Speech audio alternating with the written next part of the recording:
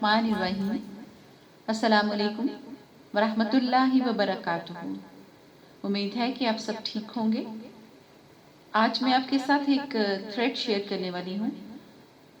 ये काफ़ी रोज़ से मैं इसको करना चाही हूँ, लेकिन क्योंकि आजकल दिन छोटे हैं और मसरूफियत ज़्यादा है, नमाज़ों में गैप कम है, तो एक मैं मैनेज नहीं कर पाई टाइम इसको रिकॉर्ड करके अपलोड करने के लिए। मगर मैं आपसे ये शेयर करना चाह रही थी क्योंकि बहुत सारी चीज़ें ऐसी होती हैं जो बहुत इम्पॉर्टेंट होती हैं और हम जानते भी हैं, इल्म रखते हैं उनके बारे में, मगर बस ये ज़िंदगी का जो एक सब शब रोज़ का एक जो सफ़र है और एक गर्दाब सा है, एक दलदल सी है जिसमें हम में से हर कोई, जिसमें इतना ज़्यादा अजीब से तरीके से इन्वॉल्व है और थोड़ा अपने अपनी टाइप के मसाइल और मसरूफियात हैं, जिसकी वजह से बहुत सारी नज़रें बहुत सारी चीज़ें हमारी नज़रों से वक्ती तौर पर ओझल रहती हैं, मगर कोई दूसरा बात करे या जिक्र करे तो हम भी उधर मुतवज्जो हो जाते हैं।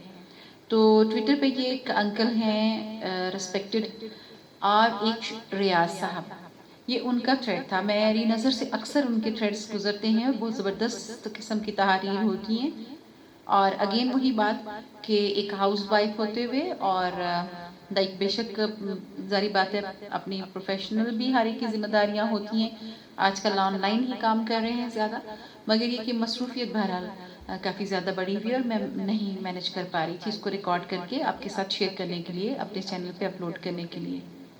अब ऐसा है कि आपने कुछ देर के लिए अपनी तवज्जो जो है ना वो पूरी मेरी तरफ, मेरी आवाज़ की तरफ, मेरी बात की तरफ रखनी है। फिर आप इसकी हसासियत को, इसकी नज़ाकत को और इसकी अहमियत को महसूस कर पाएंगे। और हमारे पास चांस होता है, मेरे समेत मेरी तो ये हैबिट है कि डेली बेसिस पर हमें अपने अंदर तब्दीलियां लाने की ज़रूरत होती है कि हम जो है माइनसेस और प्लस देखें, हम इसका मजमुआ है। तो हम अल्लाह पाक परवरदिगार हमें तौफीक दे अपने प्यारों के सदके, पंचतन पाक के सदके, कि हम डेली बेसिस पे अपनी शख्सियत में से माइनसेस जो हैं वो ख़त्म करते जाएं और प्लस जो हैं उनमें इजाफा करें, उन्हें स्ट्रॉन्ग करें। ये कोशिश से होगा, जिससे हम ज़ाहिरी तौर पर खूबसूरत बनने के लिए बहुत कोशिशें करते हैं, हम में से तमाम लोग अपने अपने तरीके से, तो हमें बातनी तौर पर, अंदरूनी तौर पर और रूहानी तौर पर खुद को खूबसूरत और अल्लाह पाक परवरदिगार के लिए काबिल कबूल बनाने की ज़रूरत है। और जो तहरीर मैं आपसे शेयर करने जा रही हूँ, ये भी उन तमाम एहतमाम और कोशिशों में से कोशिश साबित हो सकती है। वहाँ पे अंकल ने कुछ इस तरह लिखना शुरू किया, सॉरी, इसका नाम उन्होंने टाइटल रखा हुआ था दर्दनाक लम्हे। मैं जब अपने घर से दफ्तर के लिए निकलता हूँ तो मेन रोड पर आने के लिए मुझे 2 सड़कें क्रॉस करके आखिरी वाली गली के बाएं जानिब एक बड़ा खूबसूरत सा घर दिखाई देता है, जिसके बाहर एक करीबुल मर्ग शख्स चारपाई पर पड़ा होता है। ये न किसी से बात करता है, न चलता फिरता है, बस चारपाई पर बैठा खांसता रहता है, और जब खांस कर थक जाता है तो फिर खांसने लगता है। मैं जब भी उसे देखता हूँ मुझे हैरत होती है कि अगर इस घर में कोई चोर डाकू आ भी गए तो क्या ये चौकीदार उन्हें रोक पाएगा। उस रोज भी मैंने गाड़ी आखिरी गली में मोड़ी तो वही चौकीदार खांसता हुआ नजर आया। ये मेरी रोज की रूटीन है। चौकीदार की चारपाई के बाद मेन रोड शुरू हो जाती है, लिहाजा मैंने मेन रोड पर गाड़ी चढ़ाई और 15-20 तकरीबन मिनट की ड्राइव के बाद मेरी मंजिल आ गई। मैं शहर के एक बड़े और मुतवस्सत इलाके में मारूफ मोटिवेशनल स्पीकर का खिताब सुनने आया था। थोड़ी ही देर में मोटिवेशनल स्पीकर ब्लैक कलर की एक चमकती हुई गाड़ी में तशरीफ लाए। इस गाड़ी के पिछले नंबर पर अलग से एक तख्ती लगी हुई थी जिस पर MS लिखा हुआ था। शायद ये मोटिवेशनल स्पीकर का मुखफ़्फ़फ़ था और अपनी गुफ्तगू से हाज़रीन पर एक सहर तारी कर दिया।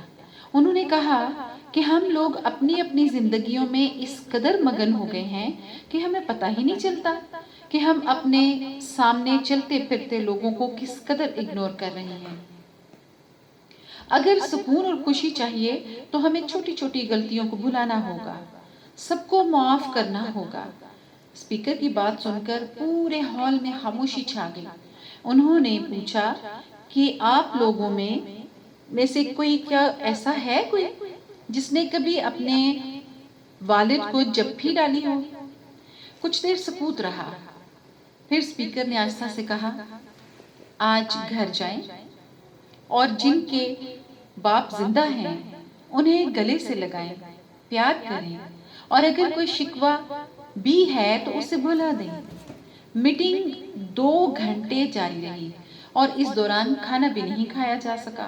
واپسی پر شدید بھوک لگی تھی، لہٰذا ایک جگہ رک کر کھانا کھایا۔ بھوک کی وجہ سے کافی زیادہ آرڈر دے دیا تھا، کافی سارا کھانا بچ گیا۔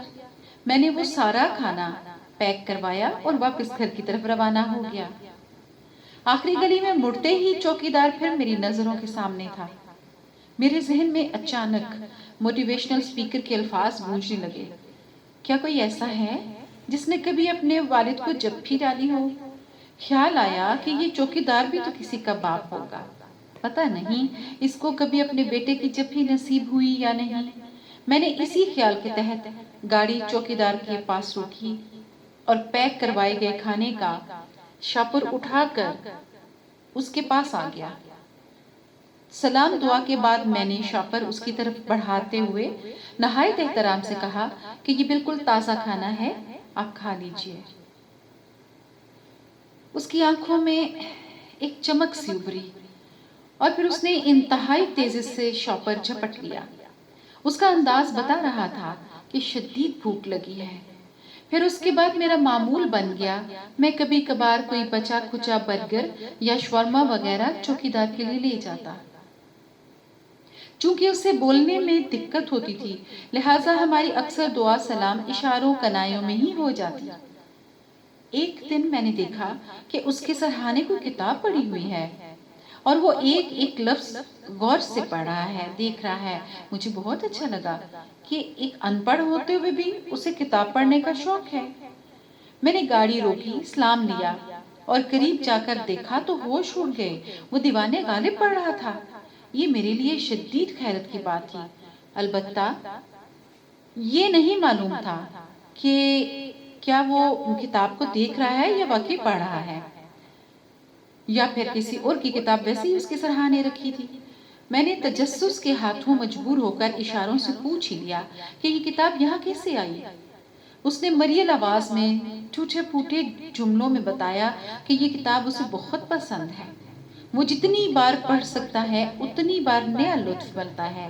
میرے ہاتھ پاؤں پھول گئے۔ غالب کو پڑھنے اور سمجھنے والا یہ چوکیدار میری نظروں میں مزید معتبر ہو گیا۔ میں نے پوچھا، کیا آپ تعلیم یافتہ ہیں؟ جواب بس بات میں آیا اور میری حیرت دو چند ہو گئی۔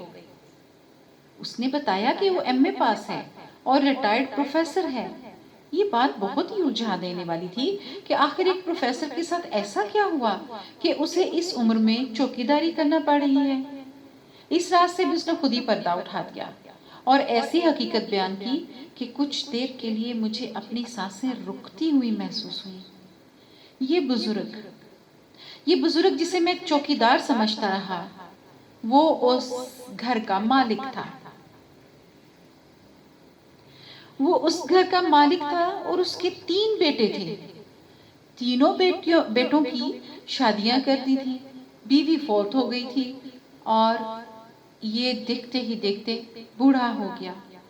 کھانسی اور بیماری کی وجہ سے بچوں کو تشویش ہوئی کہ کہیں باپ کی بیماری ان کے بچوں کو نہ لگ جائے، لہٰذا سب گھر والوں کے باہم مشورے سے طے پایا کہ ابا جی کی چارپائی گھر سے باہر لگوا دی جائے تاکہ وہ آرام سکون سے جی بھر کے کھانسی کر سکیں۔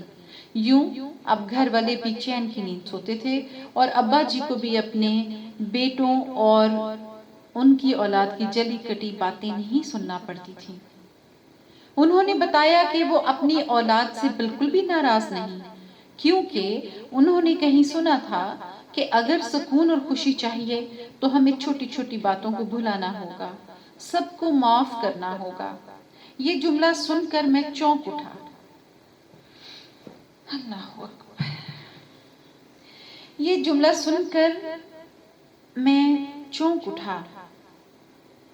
یقیناً انہوں نے بھی موٹیویشنل اسپیکر کا کوئی لیکچر پڑھا یا سنا ہوگا، کیونکہ یہ بات میں نے بھی وہیں سنی تھی.